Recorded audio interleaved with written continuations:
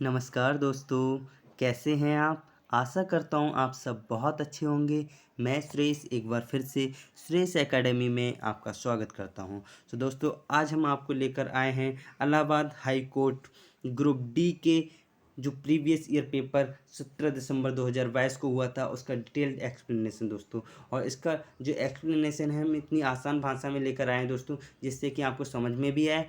और अगर इससे रिलेटेड कोई क्वेश्चन आपके आने वाले एग्ज़ाम जो कि 2024 में होने वाला है उसमें आता है तो आप आसानी से कर दें दोस्तों। तो दोस्तों अगर आप ये वीडियो देख रहे हैं तो ज़ाहिर सी बात है आपने Allahabad high court 2024 group D का फॉर्म फिलअप किया होगा दोस्तों। अगर आपने इसका फॉर्म फिलअप किया है दोस्तों तो आपको इसके पेपर के बारे में थोड़ी बहुत जानकारी होगी। अगर आपको जानकारी नहीं है तो दोस्तों एक बार मैं आपको बता देता हूँ। तो इसका जो पेपर है दोस्तों वो 100 नंबर का होने वाला है, जिसमें दोस्तों आपकी 25 नंबर की हिंदी आने वाली है, 25 नंबर की इंग्लिश आने वाली है, 25 नंबर की जीएस अर्थात जनरल स्टडीज आने वाली है और 25 नंबर की मैथ आपकी आने वाली है दोस्तों। तो दोस्तों आज की इस वीडियो में हम आपके लिए लेकर आए हैं प्रीवियस ईयर पेपर जो कि 17 दिसंबर 2022 को ग्रुप डी का हुआ था दोस्तों।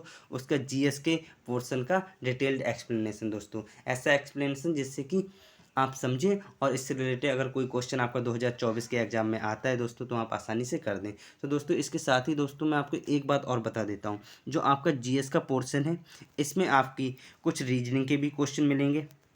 पहले से ही मैं बता दूं, पिछली बार क्योंकि आए थे इसलिए मैं बोल रहा हूँ, तो रीजनिंग के भी क्वेश्चन मिल सकते हैं। बाकी हिस्ट्री, जियोग्राफी, साइंस, कंप्यूटर, इन सारे सब्जेक्ट से रिलेटेड एक दो क्वेश्चन आपको देखने को मिल सकते हैं दोस्तों। तो सार सबकी तैयारी अच्छे से करनी होगी दोस्तों। और दोस्तों जो कि मैं पेपर लेकर आया हूँ आप इसको देखेंगे, समझेंगे, इसके एक्सप्लेनेशन को समझेंगे और पेपर को समझेंगे तो आपको खुद जानकारी हो जाएगी कि किस किस सब्जेक्ट के आपके क्वेश्चन आ रहे हैं दोस्तों। दोस्तों शुरू करते हैं आज की वीडियो।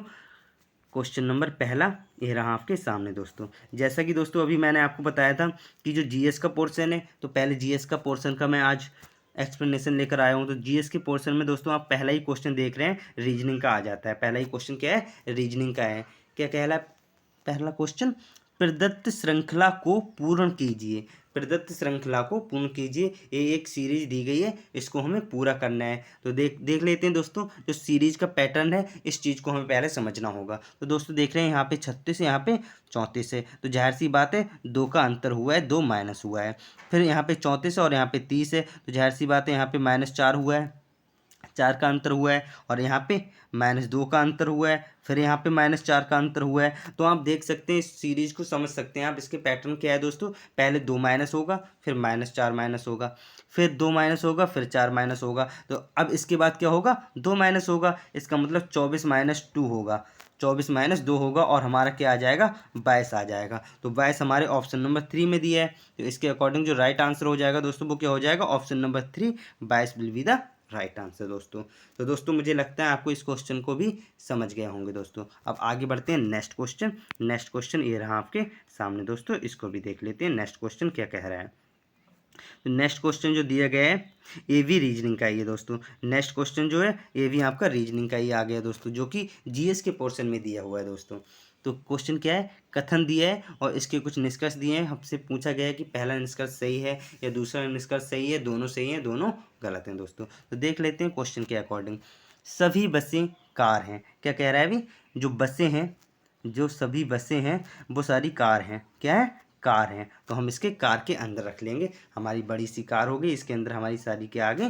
बसें हो गई, क्योंकि हमें क्वेश्चन के अकॉर्डिंग चलना है दोस्तों। तो इसका जो कथन कह रहा है उसके अकॉर्डिंग हम चल रहे हैं। तो पहला तो हो गया। सभी स्कूटर बस हैं। अब क्या कह रहा है? जो स्कूटर है वो बस हैं, तो स्कूटर जो आ जाएंगे वो बस के अंदर आ जाएंगे। स्कूटर किसके अंदर आ जाएंगे? बस के अंदर आ जाएंगे दोस्तों। अब इसके निष्कर्ष क्या है वो देख लेते हैं, वो सही है या नहीं है। तो कोई स्कूटर बस नहीं है। क्या कह रहा है? कोई स्कूटर जो है वो बस नहीं है। ये बात तो कहना गलत है दोस्तों। कुछ जो है स्कूटर वो बस है, क्योंकि बस के अंदर सारे स्कूटर आ जा रहे हैं, तो ये बात कहनी क्या हो जाएगी? गलत हो जाएगी। जो कह रहा है ना कोई स्कूटर बस नहीं है, ये बात तो गलत हो जाएगी। अगर ये कहता कुछ स्कूटर बस हैं तो बिल्कुल बात सही हो जाती, लेकिन यहाँ पे कह रहा नहीं है, तो ये बात बिल्कुल गलत हो जाएगी, क्योंकि हम देख रहे हैं बस के अंदर स्कूटर है। तो ये गलत हो जाएगा दोस्तों, क्योंकि इसमें नहीं कह रहा है। अब कह रहा है सभी कार बस हैं। सभी कारें जो हैं वो बसें हैं। सभी कारें बस थोड़ी ना है, जो सभी कारें हैं वो बस थोड़ी ना, क्योंकि ये भी तो पोर्शन कार का है, ये तो बस नहीं है, लेकिन केवल इतना पोर्शन कार बस का है। तो अगर ये कहता कुछ पोर्शन जो है, कुछ कुछ बसें जो हैं कार हैं, तो वो सही हो जाता, लेकिन यहाँ पे उल्टा बोल रहा है दोस्तों। यहाँ पे क्या बोल रहा है? उल्टा बोल रहा है, सभी कार बस हैं। ये बात बिल्कुल सही नहीं होगी, तो ये भी गलत हो जाएगी दोस्तों। तो हमारा पहला भी गलत है, दूसरा भी गलत है, तो ऑप्शन नंबर 4 क्या हो जाएगा दोस्तों? बिल्कुल राइट आंसर हो जाएगा। अब हम आगे बढ़ते हैं नेक्स्ट क्वेश्चन। नेक्स्ट क्वेश्चन ये रहा आपके सामने दोस्तों, देख लेते हैं नेक्स्ट क्वेश्चन क्या कह रहा है। इसमें दोस्तों मिलान करना है। इसमें क्या करना है? मिलान करना है दोस्तों। पेपर को देख के आपको लगता होगा कि भाई ये ग्रुप डी का पेपर हो ही नहीं सकता, लेकिन सच में तो ये ग्रुप डी का है, जो कि 17 दिसंबर 2022 को आपका एग्जाम हुआ था, क्योंकि ये अच्छा पेपर आया था। और दोस्तों हो सकता है इस बार भी ऐसा ही पेपर आएगा, क्योंकि पिछली बार जब ऐसा आया तो इस बार भी आएगा ही, क्योंकि कंपटीशन डे बाई डे बढ़ती जा रही है दोस्तों। तो हम दोस्तों इस क्वेश्चन का आंसर लगाएंगे दोस्तों। वित्तभंगी ने अतिरिक्त करारोपण किया है, तो ये किससे मिलेगा दोस्तों? ये हमें देखना है दोस्तों। झील के तट पर अनेक मृत मछलियां पाई गई, या नदियों की साक्षरता से यह देश का राजकोषीय घाटा कम हुआ है, इससे मिलेगा दोस्तों। तो दोस्तों मैं आपको आसान ट्रिक बता दूं, आप बी में देख रहे हैं ग्रीष्म ऋतु में अनेक लोग शहर से बाहर गए, तो ग्रीष्म इसमें आ रहा है और ग्रीष्म इसमें आ रहा है, तो बी का क्या हो जाएगा? 4 से मिल जाएगा। बी का किससे मिल जाएगा? 4 से मिल जाएगा। और इसमें देख रहे हैं डी में निर्धन आ रहा है, तो दूसरे में निर्धन हो जाएगा, तो डी का किससे मिल जाएगा? निर्धन से मिल जाएगा। और अनेक शाकाहारी लोग उधर व्याधियों से पीड़ित हैं, तो ये हमारा किससे हो जाएगा? हमारा देश का राजकोषीय घाटा से हो जाएगा दोस्तों। तो इसके अकॉर्डिंग जो बी का क्या हो जाएगा दोस्तों? बी का हो जाएगा 4, और हमारा डी का क्या हो जाएगा? 2 हो जाएगा। तो इसके अकॉर्डिंग जो राइट आंसर होगा वो हम देख लेते हैं। वो हमारा राइट आंसर जो दोस्तों हो रहा है वो हमारा कौन सा हो रहा है? Option number 4। आप हम जैसा कि हमने कहा बी का क्या हो रहा है? 4 हो रहा है। बी का क्या हो रहा है? 4 हो रहा है ग्रीष्म से ग्रीष्म वाले में। और डी का क्या हो रहा है? डी का क्या हो रहा है? 2 हो रहा है। तो ऑप्शन नंबर 4 क्या हो जाएगा? बिल्कुल राइट आंसर हो जाएगा इसके अकॉर्डिंग। ऐसे ही नेक्स्ट आगे बढ़ते हैं दोस्तों। नेक्स्ट क्वेश्चन जो है और क्वेश्चन नंबर 4 ये क्या कह रहा है, इसको भी देख लेते हैं दोस्तों। क्वेश्चन नंबर 4 क्या कह रहा है, देख लेते हैं। Organisation of Arab petroleum exporting countries, जिसे हम ओपेक कहते हैं दोस्तों, आपने ओपेक सुना होगा। ओपेक की जो फुल फॉर्म होती है वो होती है organisation of Arab petroleum exporting countries, और ग्रुप ऑफ 7। तो दोस्तों इसमें कुछ कंट्रीज़ के नेम दिए गए हैं। तो हमारा जो ओपेक है दोस्तों, ओपेक के बारे में दोस्तों मैं आपको बता दूं थोड़ा सा। जो ओपेक का हेड क्वार्टर है दोस्तों वो तो हमारा वियना ऑस्ट्रिया में है। कहाँ पे दोस्तों? वियना ऑस्ट्रिया में हमारा इसका हेड क्वार्टर है ओपेक का। इसके साथ ही दोस्तों मैं बता दूं, इसमें जब इसका फाउंडेशन हुआ था तो इसमें 5 देश थे। कितने देश थे? 5 देश मेंबर थे इसके ओपेक के। लेकिन इस प्रेजेंट टाइम में तो दोस्तों 14 से 15 हो गए, एक और बढ़ गया, पहले 14 थे अब 15 हो गए हैं। और दोस्तों इसके साथ ही मैं आपको बता दूं, इसकी जो स्थापना हुई थी वो कब हुई थी दोस्तों? वो हुई थी 14 सितंबर 1960 को इसकी स्थापना हुई थी ओपेक की दोस्तों। और जो हमारे ओपेक की स्थापना हुई थी तो जो पहले 5 मेंबर देश थे उनमें से एक कुवैत था दोस्तों। एक कौन सा था? कुवैत था। तो दोस्तों इसके अकॉर्डिंग जो इसका राइट आंसर हो जाएगा, तो ए का मिलान जो हो जाएगा वो किससे हो जाएगा दोस्तों? वो हो जाएगा कुवैत से। तो ए का मिलान किससे हो जाएगा? कुवैत से। इसके साथ ही दोस्तों ग्रुप ऑफ ग्रुप ऑफ क्या है? ग्रुप ऑफ 7, यानी कि ग्रुप ऑफ 7 G7। आपने देखा होगा G7 का जो G7 की जो कई बार मीटिंग हुई, अभी 50वां जून में हुआ था। 50वां समिट जो था G7 का, 50वां जो हुआ था वो जून में हुआ था, जून 2024 में हुआ था। और 51वां जो होने वाला है दोस्तों वो जून 2025 में होने वाला है दोस्तों, जिसमें हमारे मोदी जी भी शामिल हुए थे दोस्तों। तो इसका जो ग्रुप ऑफ 7 की जो कंट्रीज है, इसमें भी ग्रुप ऑफ 7 से आप समझ सकते हैं इसमें 7 देश आ जाते हैं। अब 7 देश वो कौन कौन से हैं वो भी दोस्तों मैं आपको बता देता हूँ। एक तो हमारा इटली है, कनाडा है, जर्मनी है, फ्रांस है और जापान है दोस्तों। इसके साथ ही दोस्तों यूके है और हमारा यूएस है और यूरोपियन यूनियन है दोस्तों। क्या है? यूरोपियन यूनियन हमारा इसका जो पार्ट है, इसके जो G7 है, G7 में इस 7 यूनियन और देश आ जाते हैं दोस्तों। तो दोस्तों इसके अकॉर्डिंग जो इसका मिलान सही होगा वो हो जाएगा इटली से दोस्तों। इसका क्या हो जाएगा? इटली से। और एक gulf corporation council, gulf corporation council जो है दोस्तों, इसका जो मुख्यालय है ये कहाँ पे है दोस्तों? इसका मुख्यालय है रियाद, सऊदी अरेबिया में, सऊदी अरब में है। तो दोस्तों ये सऊदी अरब से शामिल हो जाएगा, सऊदी अरब से संबंधित हो जाएगा दोस्तों। और वर्ल्ड ट्रेड ऑर्गेनाइजेशन, जिसे हम WTO कहते हैं दोस्तों, जिसे हम क्या कहते हैं? WTO कहते हैं, जिसकी स्थापना कब हुई थी दोस्तों? 1 जनवरी, कब हुई थी दोस्तों? 1 जनवरी 1995 को इसकी स्थापना हुई थी। 1 जनवरी 1995 को किसकी स्थापना हुई थी? WTO की। और इसका जो मुख्यालय है वो कहाँ है? जिनेवा, स्विट्जरलैंड में है। कहाँ है दोस्तों? जिनेवा, स्विट्जरलैंड में है। तो इसका स्विट्जरलैंड से मिलान हो जाएगा। और इसके जो प्रेजेंट DG जो है वो नागोजी ओकांजा इवेला है। कौन? नागोजी ओकांजा इवेला है दोस्तों। तो इसका जो राइट आंसर हो जाएगा दोस्तों वो हमारा कौन सा हो जाएगा? इसके अकॉर्डिंग ए का 3 से मिलान होगा। ए का हमारा 3 से होगा। हमारा ए का किससे हो जाएगा? 3 से, और बी का 4 से, और सी का 2 से, और डी का 1 से। तो 3 4 2 1, 3 4 2 1 हमारे ऑप्शन नंबर 1 में ही दिया। तो ये हमारा क्या हो जाएगा? बिल्कुल राइट आंसर हो जाएगा। Option number 1 will be the right answer. अब दोस्तों नेक्स्ट क्वेश्चन, क्वेश्चन नंबर 5 ये रहा आपके सामने। क्वेश्चन नंबर 5 क्या कह रहा है ये भी देख लेते हैं। प्रदत्त श्रृंखला को पूर्ण कीजिए। ये भी दोस्तों रीजनिंग का क्वेश्चन फिर से आ गया। तो इसमें क्या होने वाला है ये भी देख लेते हैं दोस्तों। इसमें 8 से 7 हुआ है तो माइनस क्या हुआ है? 1 हुआ है। फिर 7 से 9 हुआ है तो हमारा क्या हुआ है? +2 हुआ है। फिर उसके बाद 9 से 8 हुआ है, -1 हुआ है। फिर 8 से 10 हुआ है तो हमारा +2 हुआ है। फिर हमारा 10 से 9 हुआ है, -1 हुआ है। फिर हमारा 9 से 11 हुआ है तो हमारा +2 हुआ है। अब हमारा क्या होगा? -1 होगा। तो 11 - 1 क्या होगा दोस्तों? वो होगा 10। तो 10 हमारे कौन से ऑप्शन में दिया है? ऑप्शन नंबर 3 में दिया है। तो option number 3 10 will be the right answer दोस्तों। अब हम आगे बढ़ेंगे नेक्स्ट क्वेश्चन, क्वेश्चन नंबर 6 ये रहा आपके सामने दोस्तों। तो जैसा कि दोस्तों अभी मैंने आपको बताया था, जो हमारा GS का पोर्शन है इसमें हमारे रीजनिंग भी आ जाएगी, हिस्ट्री, ज्योग्राफी, कंप्यूटर सब कुछ आ जाता है दोस्तों। तो इसमें अभी इससे पहले रीजनिंग के क्वेश्चन थे, अब हमारे क्या आ गए? कंप्यूटर के क्वेश्चन आ गए दोस्तों। तो पहला ऑप्शन क्या है? Select all. तो दोस्तों कंप्यूटर की कुछ शॉर्टकट की होती हैं जो कि मैं आपको एक बार बता देता हूँ। कंट्रोल, कंट्रोल+A जो शॉर्टकट की है वो सेलेक्ट फॉर ऑल होती है। क्या होती है? ऑल के लिए सेलेक्ट होती है, सेलेक्ट फॉर ऑल होती है।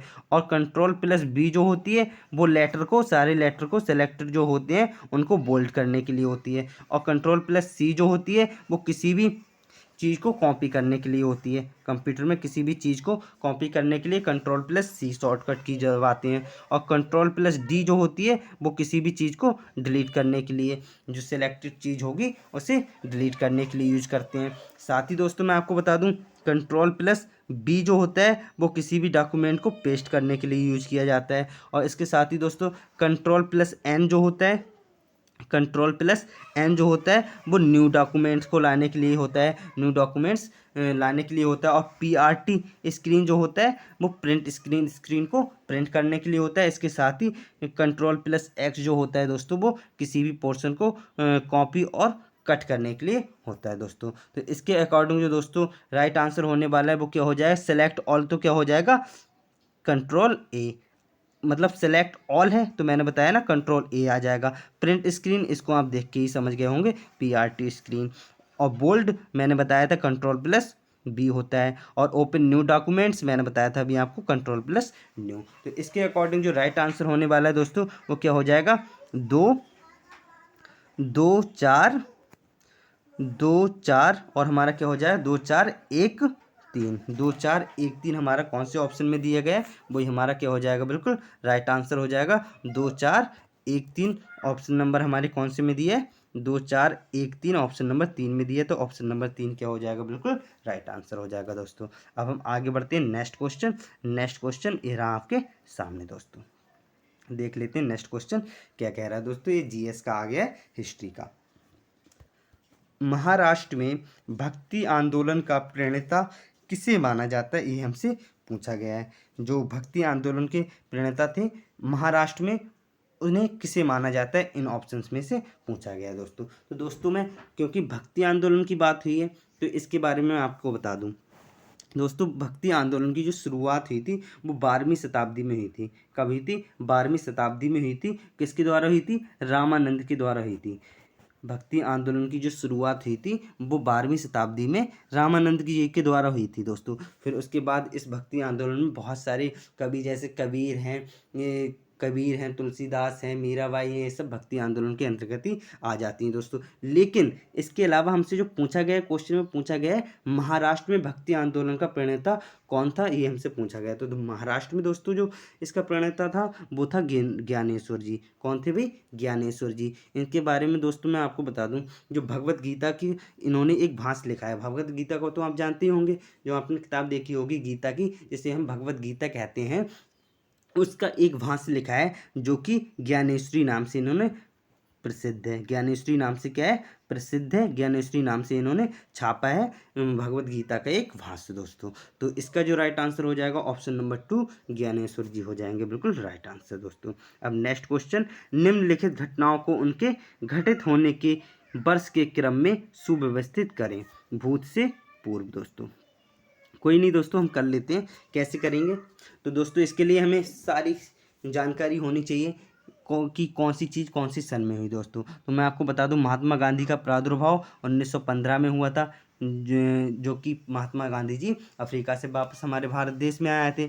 और बंगाल विभाजन आपको सबको पता होगा 1905 में हुआ था। लॉर्ड कर्जन जो था उस समय गवर्नर जनरल था दोस्तों।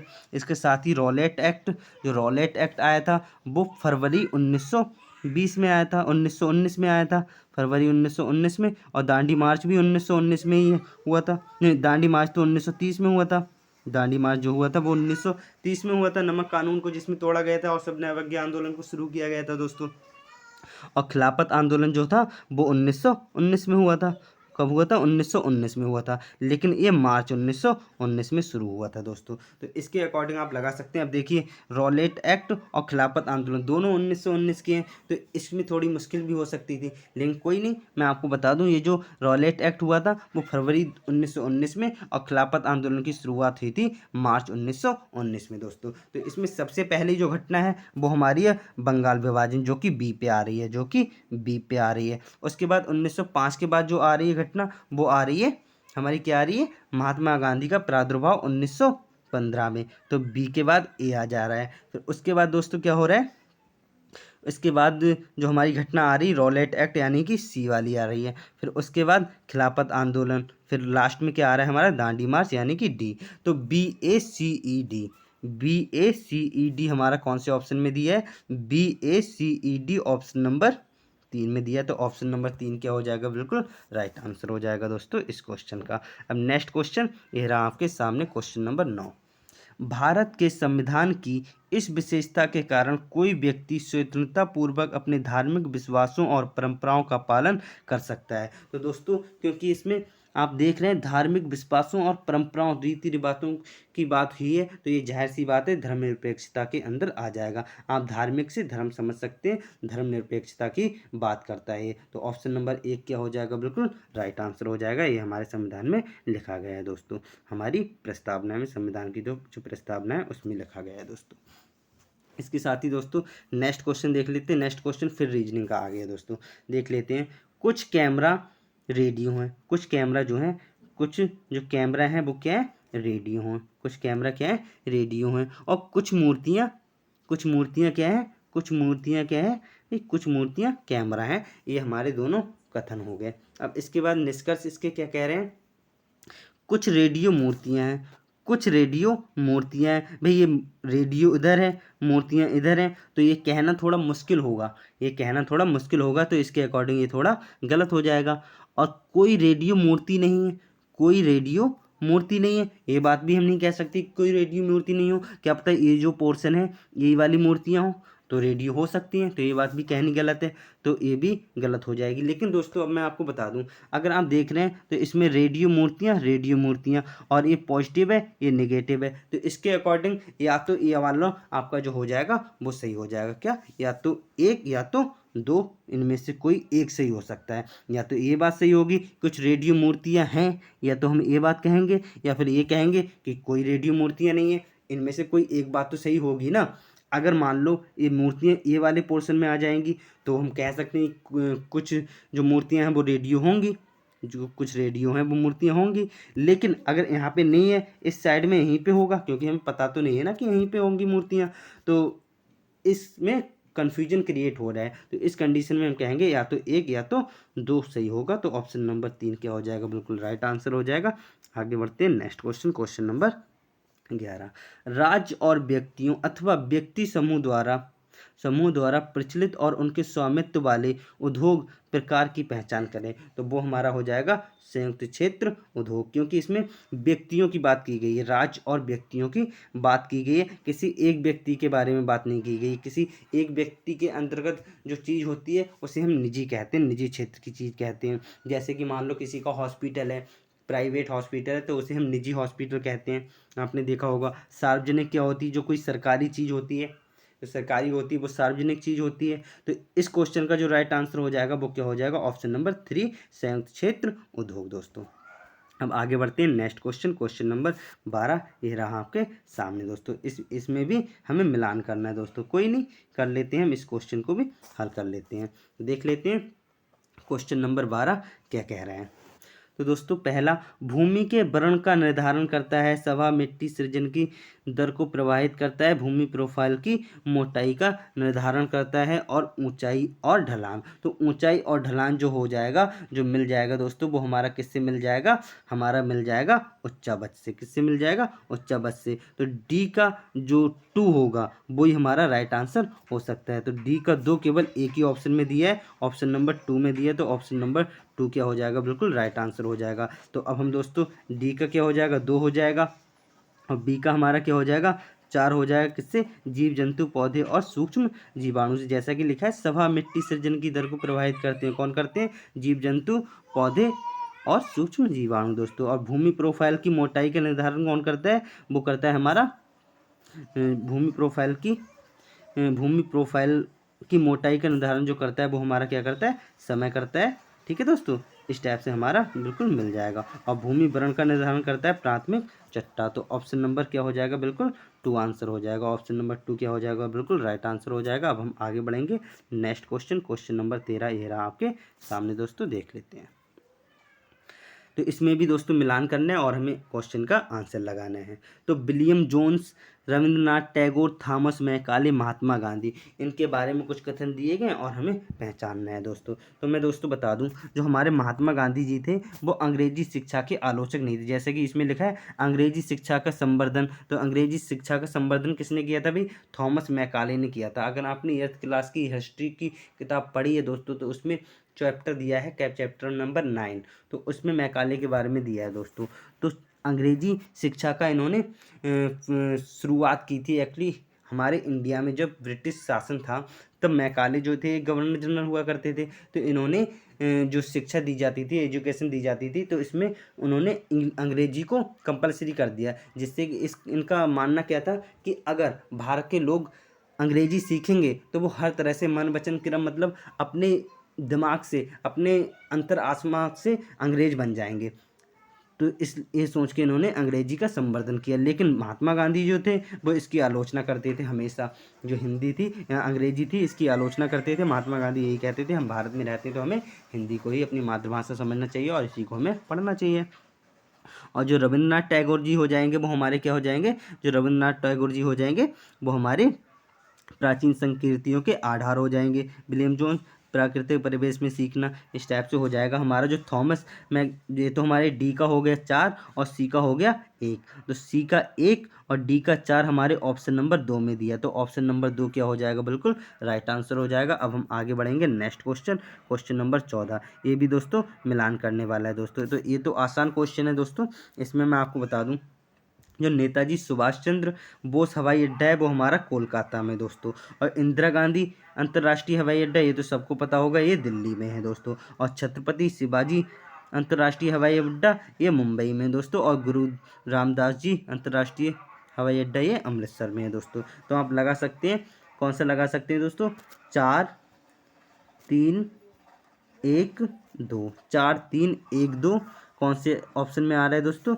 4 3 1 2, 4 3 1 2 ऑप्शन नंबर 4 में। तो ऑप्शन नंबर 4 क्या हो जाएगा? बिल्कुल राइट आंसर हो जाएगा। अब हम आगे बढ़ते हैं नेक्स्ट क्वेश्चन, क्वेश्चन नंबर 15 ये रहा आपके सामने दोस्तों। निम्नलिखित में से मानव निर्मित संसाधन की पहचान कीजिए। तो जो मानव द्वारा बनाए गए हैं उन संसाधनों की हमें पहचान करनी है दोस्तों। तो जो मशीनरी होती हैं वो तो कहीं ना कहीं मानव ही बना रहा है। वो कौन बना रहा है? मानव ही बना रहा है। और सड़कें भी तो मानव ही बना रहे हैं। ऐसा तो नहीं कि मानव नहीं बना रहे हैं, सड़कें भी तो मानव ही बना रहे हैं। लेकिन उष्णकटिबंधीय वन तो भाई नेचुरली अपने आप उगे हैं, तो ये तो मानव निर्मित नहीं है। और नदी का जो जल है वो हम मानव ने तो बनाया नहीं है भाई, ये तो ऑलरेडी नेचुरली बना हुआ है, तो ये भी मानव निर्मित नहीं हो सकता। लेकिन जो पुल बन रहे हैं दोस्तों नदियों पे, नहरों पे, सड़कों पे जो पुल बन रहे हैं वो तो मानव ही बना रहा है। तो कहीं ना कहीं ए बी और ई जो है ये कौन सी है जी दोस्तों? ये मानव निर्मित संसाधन है दोस्तों। तो ए बी और ई ऑप्शन नंबर 1 में दिया, तो ये हमारा क्या हो जाएगा? बिल्कुल राइट आंसर हो जाएगा दोस्तों। इसमें यही तो पूछा गया, जो मानव निर्मित संसाधन है, जो मानव बना सकता है वो मानव निर्मित है, और जो प्राकृतिक संसाधन होता है वो प्राकृतिक होता है, पहले से होता है। फिर उसके बाद दोस्तों नेक्स्ट क्वेश्चन, क्वेश्चन नंबर 16। निम्नलिखित में से चीनी बौद्ध तीर्थ यात्रियों की पहचान करें। तो मेगस्थनीज, फाहियान, युआन जैंग, आई किंग और इवन बतूता। तो दोस्तों आपको बता दूं, मेगस्थनीज जो था वो हमारा एक क्या था? यूनान से आया था, यूनानी यात्री था। कौन था? यूनानी यात्री था। ये कौन था? यूनानी यात्री था। इवन बतूता और फाहियान तो आपको पता होगा चीन से ही आया था। युआन जैंग भी चीन से आया था। आई किंग भी चीन से आया, इनके नाम से भी जैंग किंग, ये तो चीनी नाम ही है दोस्तों, तो समझ सकते हैं चीन से ही आए हैं। फाहियान भी हमारा चीन से आया। लेकिन जो इवन बतूता था ये हमारा कहाँ से आया था दोस्तों? ये मोरक्को से आया था। कहाँ से आया था? मोरक्को से आया था। तो हमारा जो राइट आंसर हो जाएगा, चीनी बौद्ध यात्रियों की पहचान करनी थी तो BCD हो जाएगा। तो BCD ऑप्शन नंबर 4 में दिया है, तो ये हमारा क्या हो जाएगा? बिल्कुल राइट आंसर हो जाएगा दोस्तों। अब हम आगे बढ़ते हैं नेक्स्ट क्वेश्चन, क्वेश्चन नंबर 17 ये रहा आपके सामने दोस्तों। क्वेश्चन नंबर 17 देख लेते हैं। निम्नलिखित में से कौन सा कथन बल के अनुप्रयोग की व्याख्या करता है दोस्तों? तो पहला है, बल किसी वस्तु के आकार में परिवर्तन ला सकता है। बिल्कुल ला सकता है। अगर हम किसी भी चीज़ को अपने बल से चाहे तो मोड़ सकते हैं, किसी भी शेप में मोड़ सकते हैं। जैसे कि लोहे को पिघलाकर किसी भी शेप में मोड़ा जा सकता है बल लगाकर। आपने देखा होगा ना, लोहार जो है हथौड़ा चलाकर उसे किसी भी शेप में बदल देते हैं, तो बल से ही तो होता है। तो बल से हम किसी भी चीज़ का आकार परिवर्तन कर सकते हैं, बिल्कुल कर सकते हैं। इसके साथ ही दोस्तों मैं आपको बता दूं, बल के कारण किसी वस्तु में संचलन हो सकता है। बल के कारण बिल्कुल हो सकता है। बल किसी वस्तु की गति की दिशा में परिवर्तन नहीं कर सकता। ये बात कहनी गलत हो जाएगी भाई, क्योंकि ये तो परिवर्तन कर सकता है, इसमें नहीं आने की वजह से ये गलत हो जाएगी, नहीं आने की वजह से ये गलत हो जाएगी। बल किसी वस्तु की चाल में परिवर्तन ला सकता है, बिल्कुल ला सकता है। जैसे कि आप बाइक चलाते हैं, कार चलाते हैं, अचानक से ब्रेक लगाते हैं, तो ब्रेक भी तो एक बल ही है, तो उसे रोकने का काम करता है। बिल्कुल सही है। बल धकेलना या खींचता हो सकता है, बिल्कुल हो सकता है। हम किसी को अपने बल से ही तो धक्का देते हैं, तभी तो वो आगे पीछे हो जाता है। तो दोस्तों ये भी हो जाएगा। तो हमारा जो नहीं होगा वो C नहीं होगा, तो ABDE जिसमें दिया है वही हमारा राइट आंसर हो जाएगा, जो कि ऑप्शन नंबर 4 में दिया है। तो ऑप्शन नंबर 4 क्या हो जाएगा दोस्तों? बिल्कुल राइट आंसर। आगे बढ़ते हैं नेक्स्ट क्वेश्चन, क्वेश्चन नंबर 18 ये रहा आपके सामने दोस्तों। RBI का औपचारिक उद्घाटन किस वर्ष हुआ था दोस्तों? तो मैं आपको बता दूं, जो RBI है, जो हमारी बैंकों की बैंक जिसे कहा जाता है, क्या कहा जाता है? बैंकों की बैंक जिसे कहा जाता है, उसकी जो स्थापना हुई थी, जिसका औपचारिक उद्घाटन हुआ था, वो 1 अप्रैल 1935 को हुआ था। कब हुआ था दोस्तों? 1 अप्रैल 1935 को। तो इसका जो राइट आंसर हो जाएगा ऑप्शन नंबर 3 1935 हो जाएगा, बिल्कुल राइट आंसर दोस्तों। अब नेक्स्ट जो दोस्तों क्वेश्चन नंबर 19 जो है वो भी देख लेते हैं। ये भी थोड़ा मिलान वाला है दोस्तों, थोड़ा सा छोटा करके देख लेते हैं और फिर इसको हल कर लेंगे दोस्तों। झूम कृषि, तो झूम कृषि दोस्तों जो होती है वो क्या होती है? हमारी स्थानांतरित कृषि होती है। क्या होती है? कभी यहाँ कर ली कभी वहाँ, स्थानांतरित कृषि होती है दोस्तों, जंगलों में की जाती है।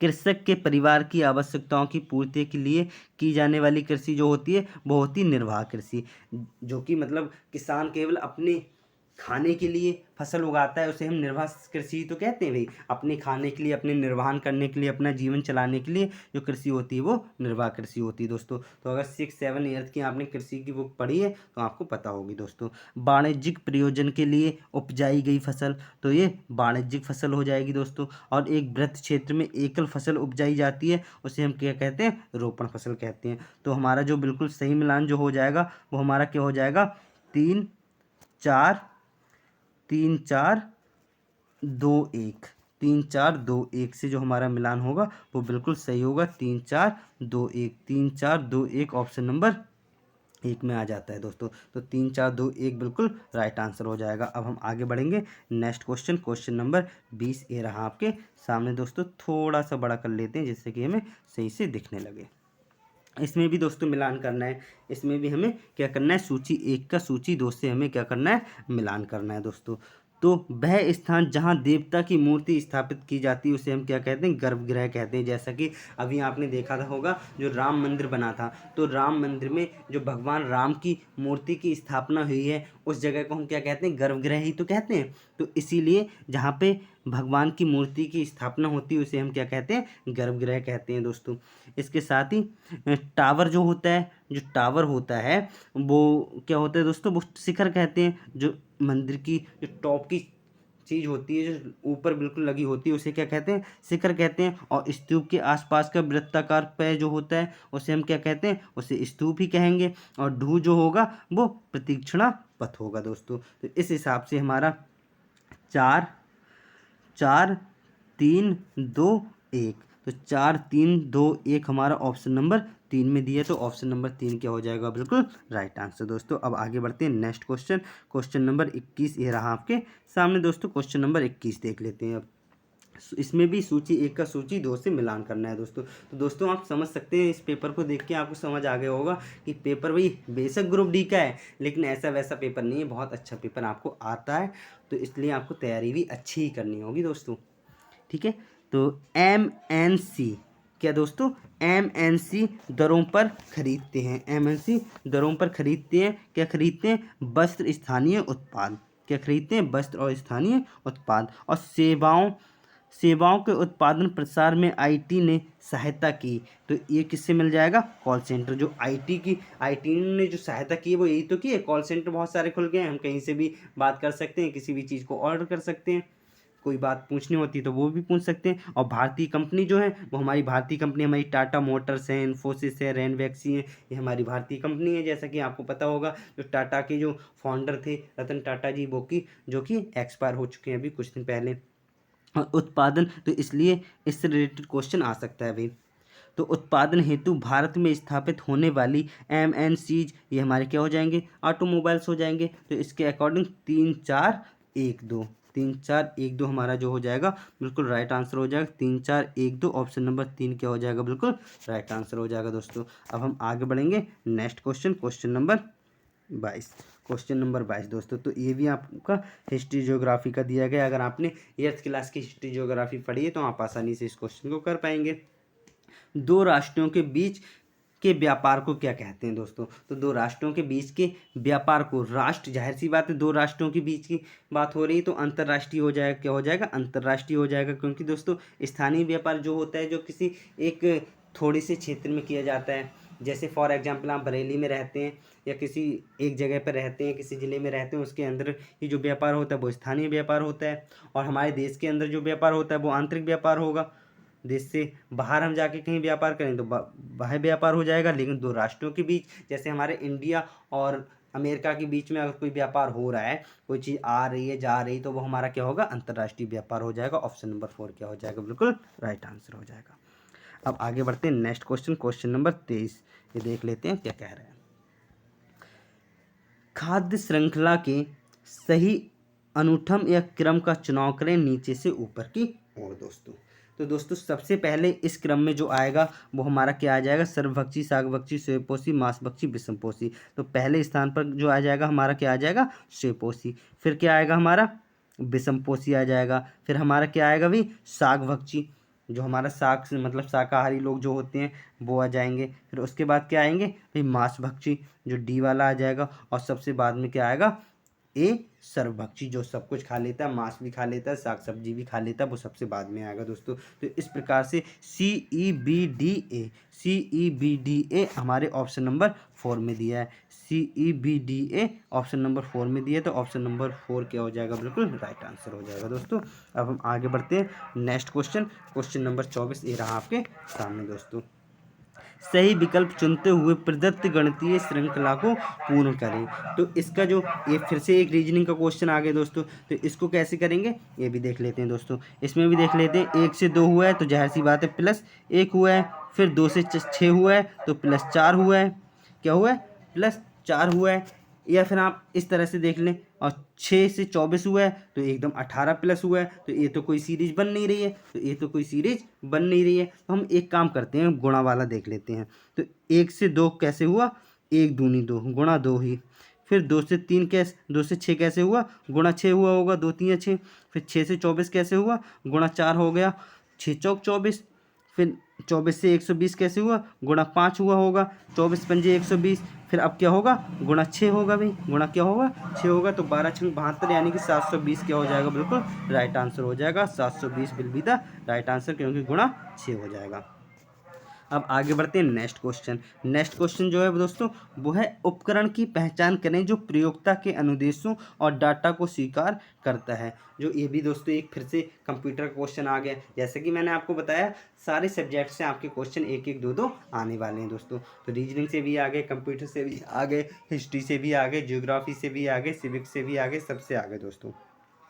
तो इसका जो राइट आंसर हो जाएगा वो क्या हो जाएगा, इनपुट उपकरण हो जाएगा। क्या हो जाएगा, इनपुट उपकरण हो जाएगा। Option number 3 will be the right answer दोस्तों। तो दोस्तों आज के लिए हम बस इतना ही रखते हैं। बाकी जो हिंदी का पोर्शन है वो नेक्स्ट वीडियो में हम आपको लेकर आएंगे। जैसे कि आप क्वेश्चन नंबर 26 से आपका क्या हो जाएगा, हिंदी स्टार्ट हो जाएगा। जैसे कि मैंने बताया था दोस्तों, जो आपका 25 नंबर का पोर्शन है वो आपका क्या है दोस्तों, जीएस का आएगा, 25 का हिंदी, 25 इंग्लिश और 25 का मैथ आएगा दोस्तों। तो हिंदी वाला पोर्शन हम नेक्स्ट वीडियो में लाएंगे, क्योंकि ये वीडियो कुछ लंबी हो जाएगी दोस्तों। तो दोस्तों अगर आपको वीडियो अच्छी लगी हो और जो मैंने समझाया है वो आपको समझ आया है, थोड़ा बहुत भी 1% भी आपको समझ में आया है, और आपको लग रहा है अगर इससे रिलेटेड कोई क्वेश्चन आया है या क्वेश्चन इनमें से कोई आ गया, तो आप आसानी से कर देंगे।